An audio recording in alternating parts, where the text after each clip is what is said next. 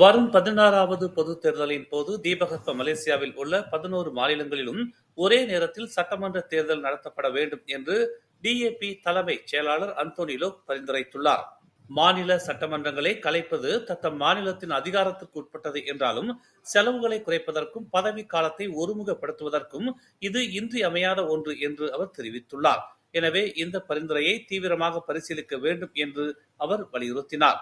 சபா மற்றும் சரவாக்கில் நிலவும் மாறுபட்ட சூழ்நிலை காரணமாக அம்மாநிலங்களை தவிர்த்து இதர மாநிலங்கள் அனைத்திலும் பாரம்பரியமாக நாடாளுமன்ற தேர்தலும் சட்டமன்ற தேர்தலும் ஒரே நேரத்தில் நடத்தப்பட்டு வந்துள்ளதாக அவர் சுட்டிக்காட்டினார்.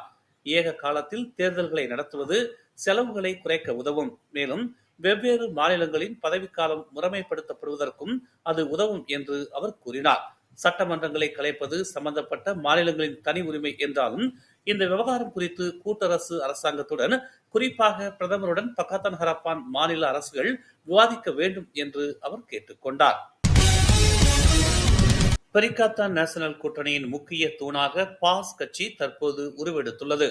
மற்றவர்களுக்கு அது ஒரு ஊன்றுகோலாக இனிமேலும் செயல்பட்டுக் கொண்டிருக்காது என்று அக்கட்சியின் மத்திய செயலவை உறுப்பினர் ஹாயிம் ஹில்மான் அப்துல்லா தெரிவித்துள்ளார். நாடாளுமன்றத்தில் பாஸ் கட்சிக்கு தற்போது 43 உறுப்பினர்கள் உள்ளனர். மக்களவையில் அதிக உறுப்பினர்களை கொண்ட தனி கட்சியாக அது விளங்குகிறது.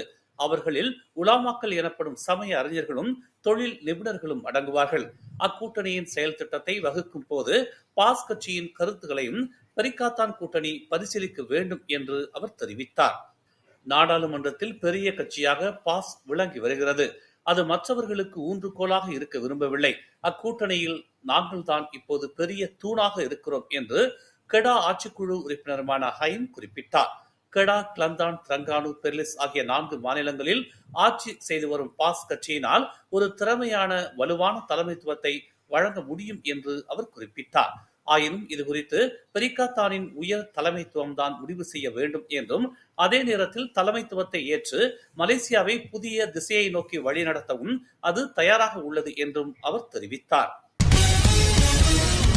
தங்குமிட செலவுகள் அதிகமாக இருப்பதால் தற்போதைய கட்டணங்கள் இனி உகந்ததாக அல்ல என்று கூறி அரசு ஊழியர்களுக்கான ஹோட்டல் கட்டண கொடுப்பனவுகளை உயர்த்துமாறு கியூபெக்ஸ் எனப்படும் அரசு ஊழியர் சங்கம் அரசாங்கத்தை வலியுறுத்தியுள்ளது. தற்போதுள்ள கட்டண வரம்புகள் 15 ஆண்டுகளுக்கு முன்பு வெளியிடப்பட்ட கருவூல சுற்றறிக்கையை அடிப்படையாக கொண்டவை என்றும் ஹோட்டலில் தங்குவதற்கான உண்மையான செலவை இனி அது பிரதிபலிக்காது என்றும் கியூபெக்ஸ் தலைவர் அட்னான் மாட் தெரிவித்தார். ஹோட்டல் செலவுகள் மிக அதிகமாக இருக்கும் புத்ராஜயாவில் பல கூட்டங்கள் அல்லது அரசாங்க நிகழ்ச்சிகள் நடத்தப்படுகின்றன. குறிப்பாக திரங்கானு மற்றும் கிளந்தான் போன்ற தொலை தூரத்திலிருந்து வரும் பொது ஊழியர்களுக்கு நடத்தப்படுகின்றன என்று அவர் சுட்டிக்காட்டினார். காலாவதியான கட்டணங்களால் பல தொழிலாளர்கள் தங்கள் சொந்த செலவுகளை தங்கள் சொந்த பைகளில் இருந்து நிரப்பும் நிலைக்கு ஆளாக உள்ளது என்று அட்னான் சுட்டிக்காட்டினார்.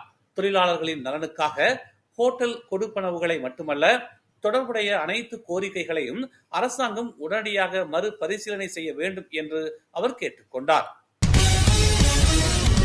சபா மாநிலத்தின் 17வது மாநில சட்டமன்ற தேர்தல் நடத்துவதற்கு வழிவிடும் வகையில் அம்மாநில சட்டமன்றம் நவம்பர் 11ஆம் தேதிக்கு முன்பாகவே கலைக்கப்படும் என்று சபா முதலமைச்சர் ஹஜிஜி நூர் நேற்று தெரிவித்தார். சபா மாநில சட்டமன்றத்தின் பதவிக்காலம் நவம்பர் 11ஆம் தேதி முடிவடைகிறது. அன்றைய தினம் அது இயல்பாகவே கலைந்துவிடும் என்று அவர் சுட்டிக்காட்டினார். ஆயினும் மாநில சட்டமன்றத்தை கலைப்பது பற்றி அறிவிப்பு அடுத்த மாதம் வெளியிடப்படுமா அல்லது நவம்பர் மாதம் வெளியிடப்படுமா என்பது பற்றி கருத்துரைப்பதற்கு அவர் மறுத்துவிட்டார்.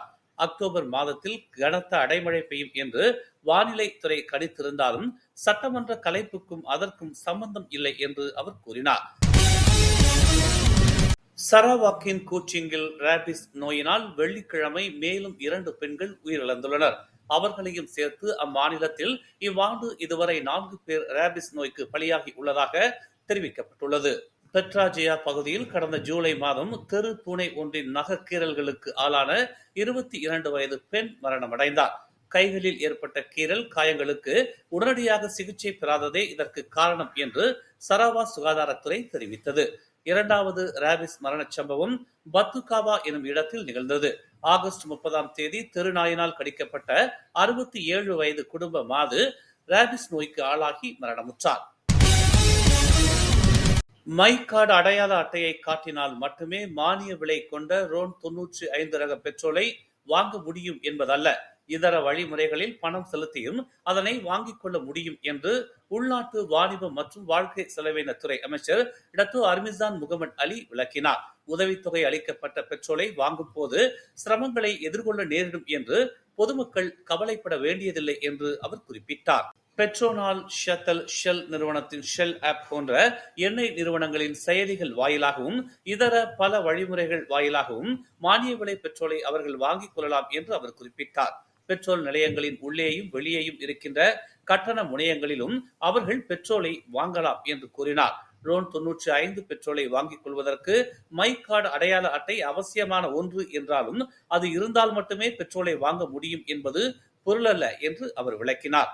இதர சில வழிமுறைகளை பயன்படுத்தியும் அவற்றை வாங்கிக் கொள்ளலாம் என்று சபாவின் பெனாம்பாங்கில் செய்தியாளர்கள் மத்தியில் பேசிய போது அர்மிசான் முகமது அலி இதனை தெரிவித்தார்.